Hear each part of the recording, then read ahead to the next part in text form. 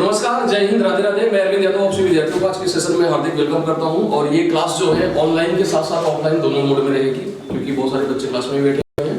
तो उम्मीद करता हूं कि आप सभी लोग स्वस्थ हैं, मस्त हो और तैयारी आप लोगों की शानदार तरीके से चल रही होगी ना।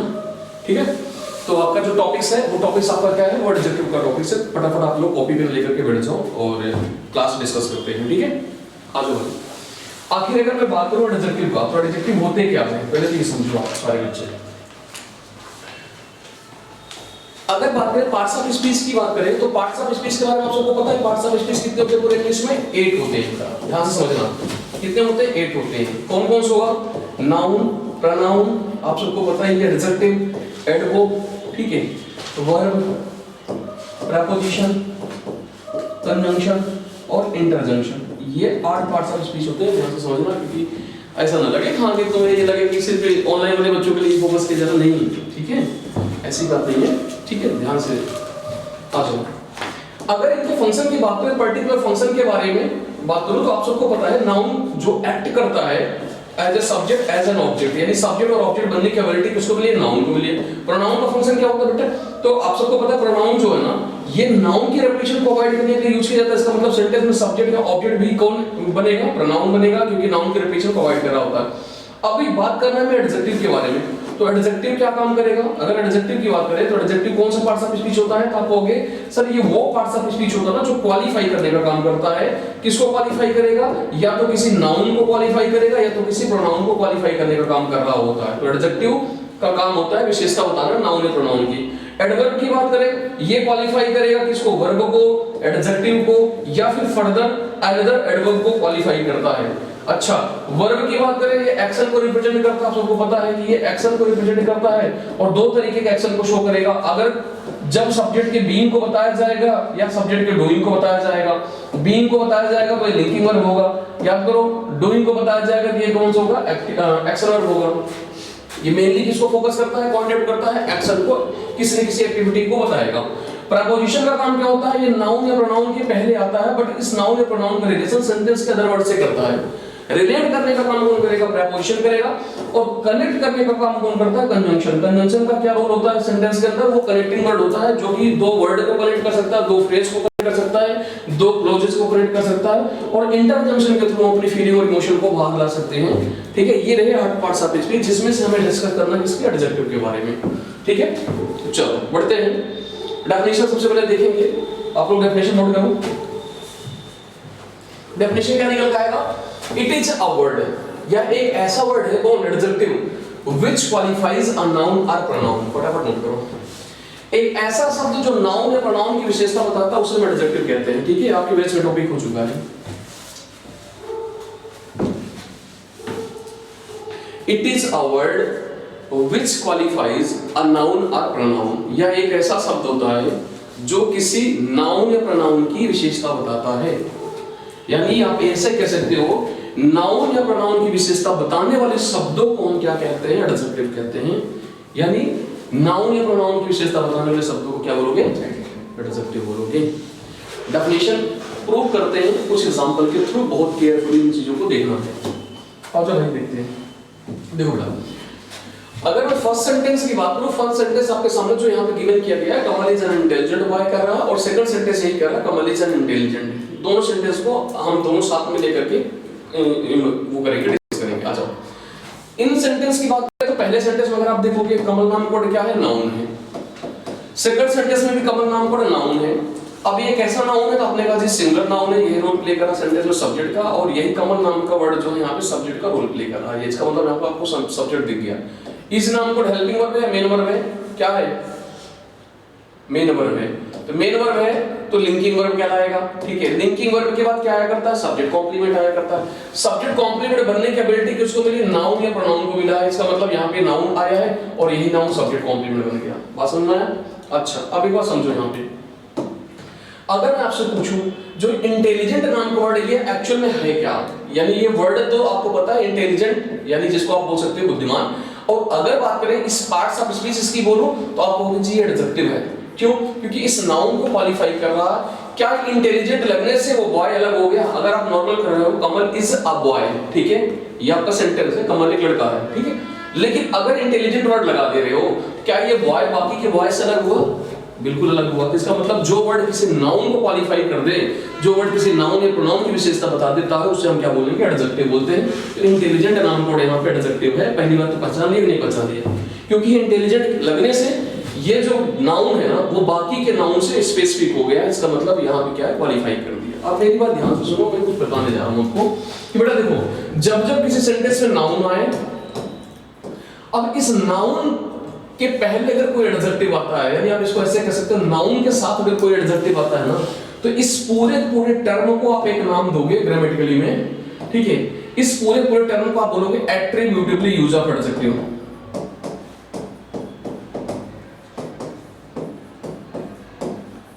क्या नाम दोगे? Attributively use of adjective. क्योंकि ये एडजेक्टिव जो है ना, इस नाउन के एट्रीब्यूट्स को बता रहे होते हैं। यानी अगर नाउन के साथ में कोई एडजेक्टिव किसी सेंटेंस में दिया जाए तो पूरे टर्म कहलाते हैं क्या? एट्रीब्यूटिवली यूज ऑफ एडजेक्टिव, ठीक है? लेकिन कई दफा ऐसे आपको देखने को मिलेगा सेंटेंस जहां पे नाउन नहीं रहेगा, यानी बिना नाउन के एडजेक्टिव आएगा।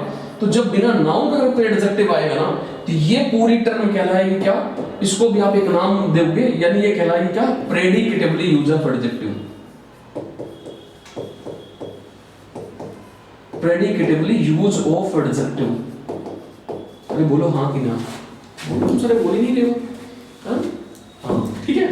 तो ये कहलाएगा प्रेडिकेटिवली यूज ऑफ एडजेक्टिव। इन दोनों सेंटेंस में अगर बात किया जाए कौन सा सेंटेंस करेक्ट है या कौन सा इनकरेक्ट है, तो पहला सेंटेंस करेक्ट है, दूसरा इनकरेक्ट हो जाना। क्यों? क्योंकि यहां पर अगर बात करो बेटा, यहां पे ये एडजेक्टिव आया है, लेकिन कौन सा मोड का आया है? आप कहोगे प्रेडिकेटिवली यूज ऑफ एडजेक्टिव आया है, विदाउट नाउन आया है। तो जब नाउन है ही नहीं, क्या इसके पहले आर्टिकल एग्जिस्ट करेगा? नहीं करेगा। इसके पहले आर्टिकल एग्जिस्ट नहीं करेगा, इसलिए ये सेंटेंस आपका रॉन्ग है। जैसे आप एंड को ड्रॉप करोगे आपका सेंटेंस सही हो जाएगा। लेकिन ये एट्रीब्यूटिवली यूज ऑफ एडजेक्टिव आया क्योंकि यहां पे नाउन के साथ आया है, इसका मतलब ये एडजेक्टिव क्या हुआ? एट्रीब्यूटिवली यूज ऑफ एडजेक्टिव हो गया। तो इसका मतलब अब इंटेलिजेंट के पहले आर्टिकल आप यूज कर सकते हो। यानी कैसे कहता है कि use article before attributively use of adjective, not before predicatively use of adjective. जब नाउन आएगा, नाउन के साथ में अगर एडजेक्टिव आया है, तो ये एडजेक्टिव कहलाएगा क्या? कहलाएगा एट्रीब्यूटिवली यूज ऑफ एडजेक्टिव। बिना नाउन अगर कोई एडजेक्टिव आ गया है तो वो कहलाएगा क्या? Predicatively use of adjective. तुम्हें आर्टिकल यूज करना है किसके लिए? नाउन के लिए यूज करना है। इसका मतलब जब जब नाउन सेंटेंस में गिवन किया गया हो, यानी एडजेक्टिव के साथ में, तो उसी के पहले आप आर्टिकल यूज कर सकते हो। अदरवाइज विदाउट नाउन जो एडजेक्टिव आएगा तो उसके पहले आप कभी आर्टिकल यूज नहीं करोगे, ठीक है? चलो ये दो सेंटेंस बता हर्ष। A brave person should never flee, या he is a brave so he is not afraid of anything। दोनों सेंटेंस में कौन सा सेंटेंस सही है, कौन सा सेंटेंस गलत है? नीचे वाला सही है, ऊपर वाला गलत है। हाँ अच्छा, बाकी बच्चे बताएं। फिर क्या बताओ? ऊपर वाला सही है, नीचे वाला गलत है। ऊपर वाला सही है, नीचे वाला गलत है। प्रशांत, दोनों ही सही है। अच्छा चलो बता दो तू और कुछ करो, बस खाली गोलगप्पे गुपचुप खाओ ना, यही सेकंड वाले पे आएगा, इस पे वेरी गुड। यानी ऊपर वाला करेक्ट हो गया, सेकंड वाला जो है इनकरेक्ट है। क्यों? इधर देख ले भाई, ये गोलगप्पे हैं, ठीक है? आ जाओ। ए नाम कोड क्या है बेटा? आर्टिकल है। ब्रेव नाम कोड क्या है? एडजेक्टिव है। यानी इसका मतलब यहाँ पे एडजेक्टिव तो आया है। पर्सन नाम कोड नाउन है, इसका मतलब नाउन के पहले आया तो क्या बोलोगे? एट्रीब्यूटिवली। अभी भी हमने कहा कि जब एट्रीब्यूटिवली यूज ऑफ एडजेक्टिव रहेगा ना, इसके पहले आप आर्टिकल बेशक यूज कर सकते हो, आर्टिकल यूज करना सही है। लेकिन अगर जब नाउन नहीं रहेगा, अगर एडजेक्टिव आएगा, तो ये कहलाएगा प्रेडिकेटिवली यूज ऑफ एडजेक्टिव। और प्रेडिकेटिवली यूज ऑफ एडजेक्टिव के पहले आर्टिकल आप यूज नहीं कर सकते हो, ये रॉन्ग हो जाएगा। यहां पर आर्टिकल नहीं यूज कर सकते हो, यहां पर आर्टिकल यूज कर सकते हो।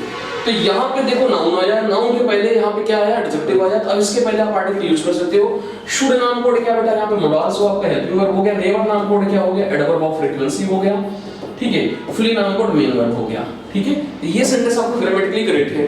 लेकिन सेकंड सेंटेंस की बात करें, देखो ही नाम कोड प्रोनाउन आया है, यहाँ पे क्या रोल प्ले करा सेंटेंस में? सब्जेक्ट का। इज नाम कोड क्या है? यहाँ पे लिंकिंग वर्ब आ गया। ब्रेव नाम कोड क्या है? सब्जेक्ट कॉम्प्लीमेंट यानी एडजेक्टिव आ जाएगा। सो नाम कोड क्या है? कोऑर्डिनेट कंजंक्शन आ गया। कंजंक्शन आप लोगों ने पढ़ा हुआ, ठीक है? अब कंजंक्शन के बाद ही नाम कोड, ये सब्जेक्ट नंबर दूसरा है, फिर यहाँ पे ये लिंकिंग वर्ब। और ये नॉट नाम कोड क्या बेटा, एडवर्ब ऑफ नेगेशन होता है। अफ्रेड नाम कोड ये एडजेक्टिव आया है। ऑफ नाम कोड यहाँ पे प्रीपोजिशन है। एनीथिंग नाम का वर्ड क्या है, प्रोनाउन है, इंडेफिनिट प्रोनाउन है, और यहाँ पे ये ऑब्जेक्ट बनेगा प्रीपोजिशन का। ये एडजेक्टिव विदाउट नाउन आया है तो ये कहलाएगा predicatively used of adjective, PC आप इसको बोल सकते हो। अच्छा, ये एडजेक्टिव क्या है, बिना नाउन का है, आपने कहा जी हाँ, तो ये भी क्या हो गया, प्रेडिकेटिवली हो गया। तो जब बिना नाउन का एडजेक्टिव आया है तो क्या ऐसी स्थिति में इसके पहले आर्टिकल यूज कर सकते हो, नहीं यूज कर सकते, इसका मतलब ये गलत था। ये आपको समझना चाहिए, फटाफट नोट करो। तो यहां से डेफिनेशन प्रूव होता है कि एक ऐसा वर्ड जो किसी नाउन या प्रोनाउन को क्वालिफाई करने का काम करता है उसे एडजेक्टिव बोलते हैं। और एडजेक्टिव की बात करें जब वो नाउन या प्रोनाउन के साथ गिवन किया जाए तो उस टर्म को हम एट्रिब्यूटिवली यूज ऑफ एडजेक्टिव बोलते हैं। क्यों? क्योंकि उस नाउन के एट्रिब्यूट्स को बता रहा होता है वो एडजेक्टिव। और कभी आपको आर्टिकल यूज करना होगा, ठीक है, एट्रिब्यूटिवली यूज ऑफ एडजेक्टिव के पहले यूज करोगे, कभी भी प्रेडिकेटिवली यूज ऑफ एडजेक्टिव के पहले आर्टिकल यूज नहीं करोगे।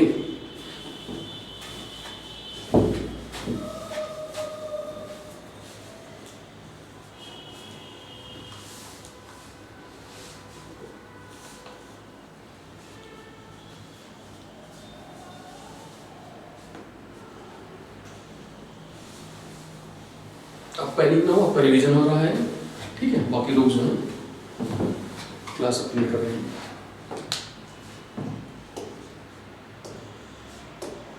नोट हो भाई, चलो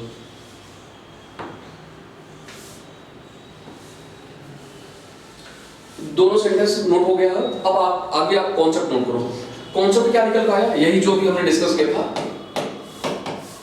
कॉन्सेप्ट निकल पाया बेटा क्या, use article before attributively use of adjective, not before predicatively use of adjective। कहने का मतलब, मेरी बात ध्यान सुनो। देखो बेटा एक बात मैं आपको थोड़ा इजी और कर दूं। देखो हमेशा जो आर्टिकल होता है ना वो नाउन को डिफाइन करने के लिए आर्टिकल आएगा। अब आर्टिकल कौन कौन से होता है तो आपको पता है, 3 आर्टिकल होते हैं, ए, एन या फिर द आर्टिकल। ये नाउन को डिफाइन करने के लिए नाउन के पहले आ रहे होते हैं। लेकिन जैसे ही इस नाउन को क्वालिफाई करने के लिए अगर कोई एडजेक्टिव आ जाता है, ठीक है, यहाँ पर एडजेक्टिव, अगर कोई एडजेक्टिव आ गया ना तो अब आर्टिकल जो है शिफ्ट हो जाएगा एडजेक्टिव के पहले, यहाँ पर आर्टिकल आ जाएगा।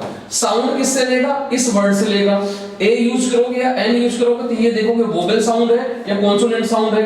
अगर वोवेल साउंड है तो एन यूज करोगे, कॉन्सोनेंट साउंड है तो ए यूज करोगे, ठीक है। तो यानी साउंड हमेशा अपने बाद वाले वर्ड से लेगा।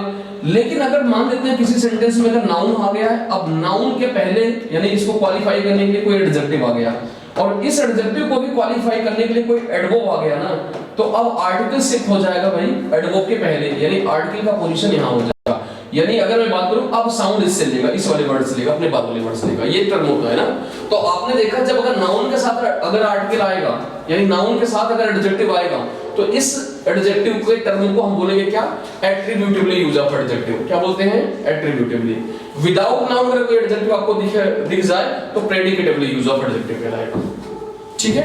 कॉन्सेप्ट नोट करो।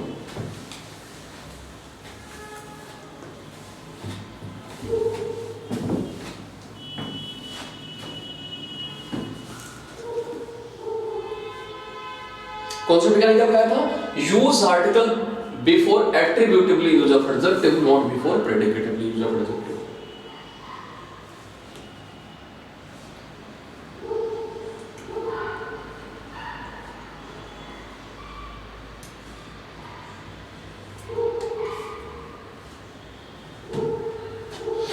तुम नोट भी कर रहे हो या ऐसे ही बैठे हुए हो? नोट भी करते चलो, ये नहीं पढ़ना है, जैसे क्लास चल रही है। तुम ऐसे देख रहे हो कि जैसे यहाँ पे कोई वो चल रहा है, नहीं क्लास चल रही है, ठीक है ना भाई। सर बीच में थोड़ी ना बोल लेना। नहीं बोलो, कोई दिक्कत नहीं है, ऑफलाइन क्लास में आवाज आती है, बोलना चाहिए, ठीक है। मैं अनम्यूट कर रहा हूँ, तुम्हें बताना, कहीं पता चला तुम ऐसे देख रहे हो, अच्छा ठीक है चलो, ऐसा मत देखना। पढ़ाई चल रही है, तुम्हारी क्लास देखिए, तुम्हें लग रहा है तुम्हें भी लाइव दोनों क्लास में नहीं बैठे हुए हो, दोनों क्लास में से ही, दोनों क्लास में मतलब देखो, जब ऑनलाइन ऑफलाइन दोनों क्लास चलती है ना, मेन फोकस ऑफलाइन होता है, ऑनलाइन रिकॉर्डिंग में चला जाता है, अपलोड कर देते हैं वहाँ पे, ठीक है, उस पर कोई असर नहीं पड़ता है। सर बट YouTube पे बच्चे इन देखेंगे कि ऑफलाइन चल रहा है। हाँ वो तो देखेंगे, बातचीत भी देखेंगे तुम्हारे साथ, ठीक है। तो चलने दो 2-3 दिन बाद। माइक क्यों हटा दिया आपने? क्या माइक क्यों हटा दिया, लगा लो। नहीं ये म्यूट कर दिया ना आप, है ना, थोड़ा फोकस कैमरे की तरफ भी करो, किससे करिए, ताकि उन बच्चों का कांटेक्ट बने। हाँ वो बात सही है, लेकिन जो मेरे फोकस ऑफलाइन है, ठीक है, चलो ठीक है, चुप रहो। बोलना है बीच में जो पूछो। चलो बस आएंगे बीच में। और सर कोई बच्चे इतना वेट नहीं करते लिखने का। हाँ नोट हो गया।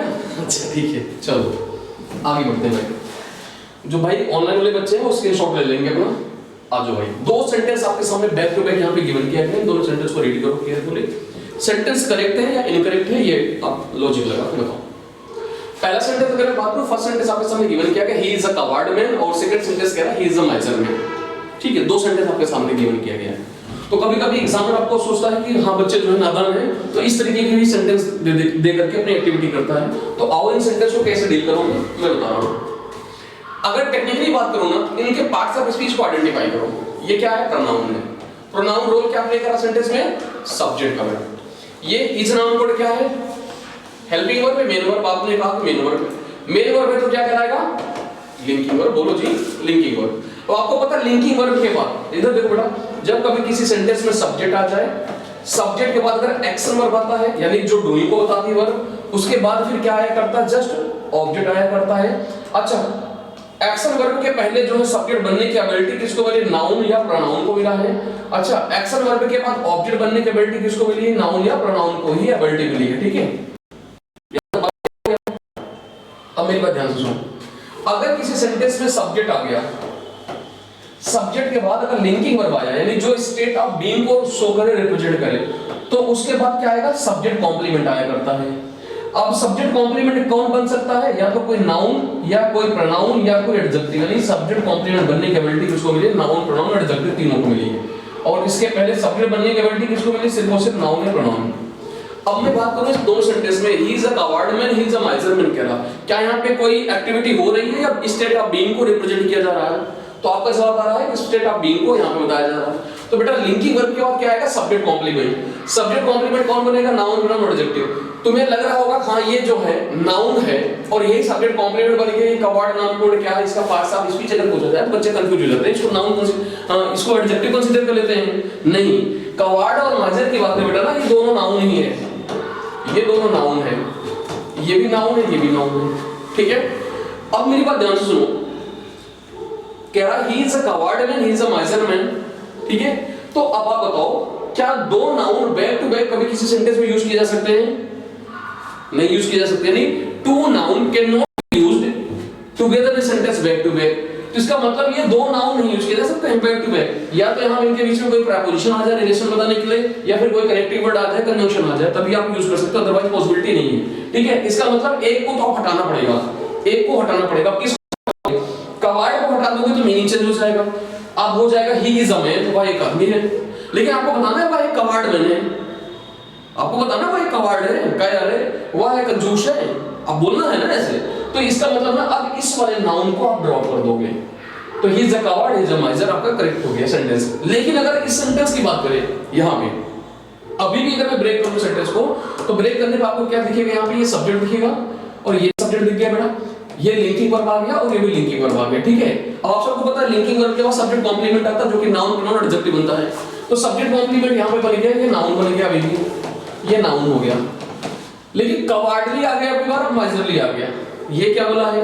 सुनो मेरी बात बेटा, देखो मैं एक बात आपको बता रहा हूं, जब भी किसी सेंटेंस के अंदर ना नाउन आ गया, नाउन के साथ अगर सुफिक्स आ गया, क्या ly, अगर नाउन के साथ जब भी ly आ गया तो ये जो नया वर्ड बनेगा, जो ये सब अफिक्सेस यूज किए हैं, जो सफिक्स यानी लास्ट में, अगर नाउन के साथ ly अगर सफिक्स आ गया तो ये जो वर्ड जो बनेगा ना, जो नया वर्ड बनेगा बेटा, ये नया वर्ड का पार्ट्स ऑफ स्पीच अगर कोई पूछे आपका इसका पार्ट्स ऑफ स्पीच क्या है, तो आपका रिप्लाई होना चाहिए ये एडजेक्टिव बनेगा, प्योर एडजेक्टिव होता है। जबकि मोस्ट ऑफ द वर्ड की बात करें, लगभग आप कह सकते हो 99% वर्ड ऐसे होते हैं जिसके लास्ट में ly लगता है ना, वो जनरली क्या होते हैं? एडवर्ब वर्ब करते हैं। एडवर्ब की पहचान ही बताया जाता है कि मोस्ट ऑफ द वर्ड के साथ ly लगा होता है ना, जैसे कंप्लीटली नाम का वर्ड हो गया, इंटायरली नाम का वर्ड हुआ।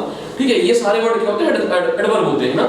लेकिन कुछ 1% की बात होती है जब नाउन के साथ ly लग जाता है। जैसे अगर मैं बात करूं, जैसे एक वर्ड है मैन, नाउन है ly, फ्रेंड नाउन है ly लगा दो उसके साथ, वुमेन नाउन है इसके साथ ly लगा दो, तो जो नया वर्ड जनरेट होगा क्या?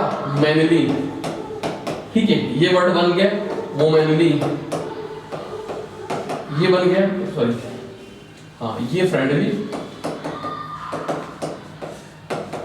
ये क्या बन गया वोमेनली।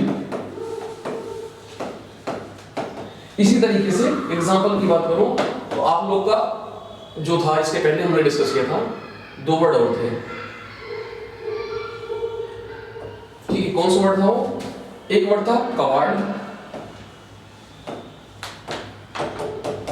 क्योंकि कवाड़ नाम वर्ड भी नाउन था और माइजर नाम वर्ड भी नाउन है, इसके साथ एल वाई लगा दो। अब ये वर्ड बन गया कवाड़ली, एग्जांपल में यही तो था, और माइजरली। अब ये पता है जो ये वर्ड बने हैं ये प्योर एडजेक्टिव होते हैं। ये सारे वर्ड का अगर पार्ट्स ऑफ स्पीच अगर आपसे कोई पूछे इन वर्ड का पार्ट्स ऑफ स्पीच क्या है, ये सारे वर्ड क्या है? एडजेक्टिव होते हैं, ठीक है। ये सारे वर्ड क्या होते हैं? एडजेक्टिव होते हैं। और वहीं दूसरी तरफ जब आप एडजेक्टिव के साथ एल वाई लगाते हो, ठीक है, तो वो बन जाएगा एडवर्ब बन जाएगा। तो यानी ये खुद अपने आप में अगर बात करूं पार्ट्स ऑफ स्पीच की बात करूं, ये खुद क्या होते हैं? एडजेक्टिव होते हैं। तो एक बात बताओ बेटा, यहाँ जो सेंटेंस दिया गया ना, अब मैन के पहले कवार्डली अगर आ गया, माइजरली आ गया, जबकि यहाँ पे माइजर मैन पहले आया था, इसलिए यहाँ पे गलत हो गया था सेंटेंस।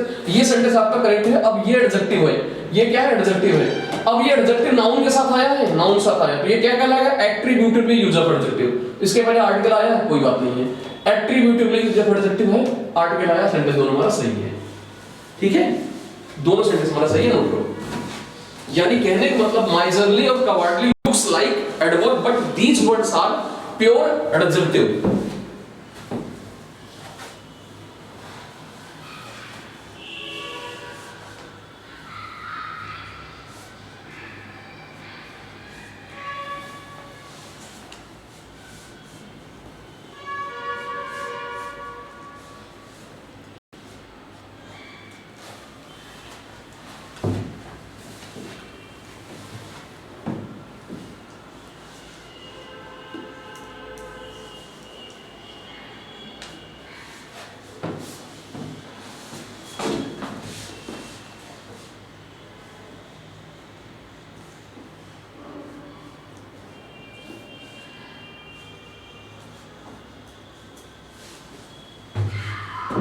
नोट हो गया?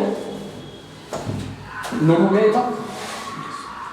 चलो एक पॉइंट यहाँ पे नोट करना, नोट में डाल करके, या इसको भी एग्जाम्पल लिख लो, ठीक है। एग्जाम्पल लिख लो नीचे और नोट डाल के लिखना ये बात। चलो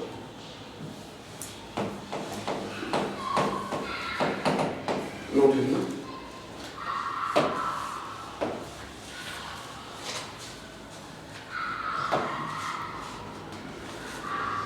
ऐसे लिखोगे cowardly and miserly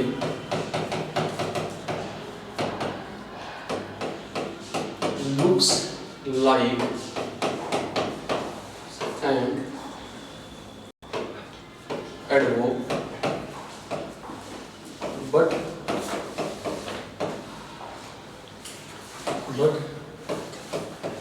these are pure adjective. ये वर्ड जो है ना देखने में थोड़ा बहुत दिखते हैं, लेकिन ये वर्ड क्या है? ये प्योर एडजेक्टिव है। सब आ गए? चलो बस 5 वर्ड बना लीजिए, 5 वर्ड।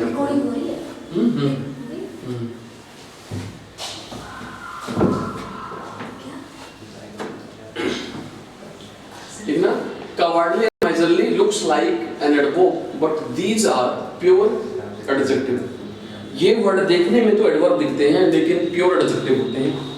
देखने में तो ये वर्ड क्या दिखते हैं? एडवर्ब, लेकिन ये क्या होते हैं? प्योर एडजेक्टिव होते हैं।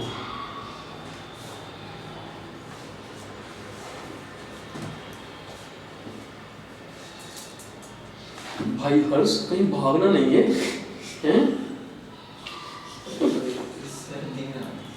तू अपनी हैंडराइटिंग खुद पढ़ लेगा, बचाने के बाद डॉक्टर की पढ़ाई कर रहा है, मेडिसिन लिख करके दे दे, हैं? सही बात है। एक न्यूज़ देख रहा था, उसमें पता क्या, एक व्यक्ति गया मेडिकल स्टोर पे, तो उसने कहा भाई थोड़ा सा फॉर्म भरना है, पर्चे तो वो दे दो, पेन दे दो। तो पेन चला कर चेक करना चाह रहा था, तो डॉक्टर मतलब पर्ची पे चला करके ऐसे करके चेक करना चाहा, और इतने में डॉक्टर वो आया जो केमिस्ट होता नहीं आया, उसके बाद कहता हाँ जी ये पर्ची है, दवा निकाल के दी। भाई मैं तो चेक कर रहा था कि पेन चल रही है सही नहीं चल रही है, वही आप दे रहा है। ठीक है, ये नोट हो गया। Cowardly and miserly looks like an adverb, but these are pure adjective. एक बात समझना मेरी, एक बात समझना बेटा, सुनो। आपका ये सवाल होगा सर अभी आपने एक बात बोली थी कि लगभग वर्ड जितने होते हैं, अगर मैं बात करूं मोस्ट ऑफ द वर्ड के साथ में, यानी 99% जो आपने वर्ड बताया, इसके साथ में अगर ly लगा है, ठीक है, इसके साथ में अगर इस वर्ड के साथ में अगर ly लगा है ना, तो ये वर्ड आपने कहा सर ये एडवर्ब होते हैं, ठीक है। आपने कहा सर 1% ऐसा चांस बनता है, केस बनता है जब किसी नाउन के साथ में, यानी जब किसी पर्टिकुलर पार्ट्स ऑफ स्पीच की बात को नाउन के साथ ly लगता है, वो क्या बन जाता है, एडजेक्टिव बन जाता है। यही तो बात हो रही थी। तो इसी टर्म में, इसी क्रम में आपने कावार्ड नाम के वर्ड के बारे में बात किया। कावार्ड नाम के वर्ड का पार्ट्स ऑफ स्पीच क्या है, नाउन। Very good. अच्छा, माइजर नाम के वर्ड का पार्ट्स ऑफ स्पीच क्या है, नाउन है, ठीक है। अच्छा, फिर एक वर्ड आपने लिखा कावार्डली, और एक लिखा वर्ड आपने माइजरली, ठीक है। तो इसका पार्ट्स ऑफ स्पीच क्या है, आपने कहा जी एडजेक्टिव है, ठीक है, आपने कहा जी एडजेक्टिव है। अब आपका सवाल ये होना चाहिए सर ये बताओ इनका एडवर्ब फॉर्म क्या होगा, इन वर्ड का एडवर्ब क्या होता है, इन वर्ड का एडवर्ब क्या होगा, यानी जितने भी नाउन के साथ ly लगेगा, मेरी बात समझ, चाहे ये दो वर्ड की बात कर रहा हूँ, एग्जांपल दो है, बहुत सारे वर्ड, जैसे मान लीजिए वुमनली हो गया, ब्रदरली हो गया, ब्रदर के साथ ly लग गया, मैनली हो गया, फ्रेंडली हो गया, ब्लाइंडली हो गया, इसके साथ इस तरीके से। अगर मैं बात करूँ ब्लाइंडली की बात करूँ, ये तो ब्लाइंडली आपका एडवर्ब हो जाएगा, क्योंकि ब्लाइंड नाम के वर्ड के साथ में लगा है ly, तो ये एडजेक्टिव के साथ ly लगता है तो एडवर्ब हो जाता है। तो यानी मोस्ट ऑफ द नाउन के साथ ly लगता है, वो पर्टिकुलर पार्ट्स ऑफ स्पीच क्या बनता है। अब ly लगने से क्या बन गया, एडजेक्टिव बन गया। इनका एडवर्ब क्या होगा, तो एक शब्द में अगर मैं जवाब देना चाहूं तो इनका एडवर्ब नहीं बनता है, इनका एडवर्ब होता नहीं है। बट फिर भी अगर आपको यूज करना है तो फ्रेज बना करके यूज कर सकते हो। यानी कैसे यूज करोगे, अगर आप एडवर्ब यूज करोगे इन वर्ड का ना, एडवर्ब यूज करोगे, यानी इनका अगर एडवर्ब फॉर्म अगर यूज करोगे तो माइजरली आप लिखोगे इन अ माइजरली मैनर, या फिर लिख सकते हो, ठीक है, या फिर लिख सकते इन अ माइजरली मैनर, या फिर लिख सकते हो लाइक अ माइजर, लाइक अ माइजर, इसी तरीके से आपका ये बन जाएगा, ठीक है। इन अ कावार्डली मैनर,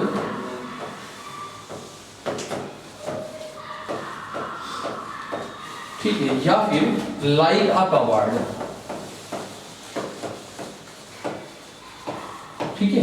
बेटा समझो, मैंने बताया था जब भी कभी प्रेपोजिशन आएगा, प्रेपोजिशन के साथ जो नाउन एक्ट करता है, ये दोनों का एक एंटिटी मानोगे तो ये बनेगा क्या, प्रेपोजिशन प्लस नाउन के मिलने से क्या बनता है, फ्रेज बनता है। और ये फ्रेज या तो एक्ट करेगा एडजेक्टिव का तौर पे या फिर एडवर्ब के तौर पे, यानी हमें फ्रेज बना करके यूज करना पड़ेगा, क्या इन वर्ड का एडवर्ब फॉर्म यूज करना पड़ेगा। ये नोट कर लो, और आज के लिए हम इतने रखेंगे, बाकी इसी का डिस्कस करेंगे नेक्स्ट क्लास में। और इसी आगे क्या डिस्कस करेंगे ये समझ लेना, कुछ सेंटेंस है, ये सेंटेंस आपके लिए होमवर्क रहेगा, ठीक है। पीडीएफ पीपीटी आपको मिल जाएगी पहले ही।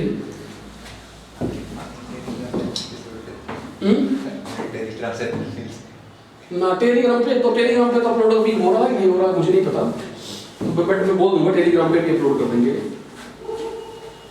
ग्रुप में आपके व्हाट्सएप ग्रुप में चला जाएगा, जो पर्सनल ग्रुप आप लोगों ने बनाया।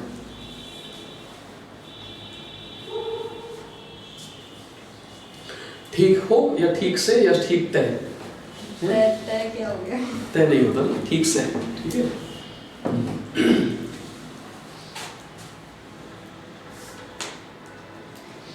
तुम सारे बेमन से लिख रहे हो, इतना ऊपर कौन तेल पकड़ता है भाई, खपिट्टर हो पूरे, समझ गए। गोलगप्पे खाते हैं, छोड़ दे फिंगर चिप्स सब निकल लगते लोग, इन्हें लगता है सर को पता नहीं, ये सब पता है, ये करते क्या है, हमें पता है सर, अभी तो खाने के आप भी तो खाने के लिए गए थे सर, हमें पता बर्गर था। नहीं यहाँ पे बर्गर नहीं अच्छे लगते, वैसे क्या था तो राम सर कहें सर आप खाते हैं थोड़ा सा बर्गर, सर बना कर दो सर, आपके वहाँ पे बर्गर में चाउमीन लगाते हैं, आपके वहाँ बर्गर में चाउमीन नहीं लगाते ना। नहीं जो वो ओवन में रहते हैं ना वो ठीक रहता है, वो मतलब वो ऑयल फ्री होता है। यहाँ पे क्या करते हैं कि एक तो कढ़ाई रहेगी बड़ी सी लोहे की, उसमें काला काला तेल रहेगा, ठीक है। अब जो भी चाहे रिफाइंड चाहे परचून कौन देगा, उसी में वो डाल देते हैं, वो उसकी ब्रेड की नहीं होती है बन, वो डाल देते हैं, वो पूरी तरीके से उसमें बॉईल कर देते हैं, वो पूरे तेल उसके अंदर। डायरेक्ट बर्गर फ्राई भी नहीं होता। नहीं, यहाँ पे तो बिना कहे फ्राई कर देते हैं। आप तवा बर्गर खाओ ना। नहीं, एमओसी बढ़िया है, एमओसी में वहाँ पे अच्छा देते आप हैं। तवा बर्गर खाओ। कौन सा? तवा बर्गर। कुछ भी नहीं, एमओसी ठीक है। एमओसी में क्या है, ओवन्स निकाल करके जैसे केएफसी वगैरह, हाँ उस टाइप से, ठीक है। चलो ठीक है, आज के लिए इतना, बहुत बहुत धन्यवाद। मिलेंगे कल की क्लास में, और टाइम से आना तुम दोनों, ठीक है।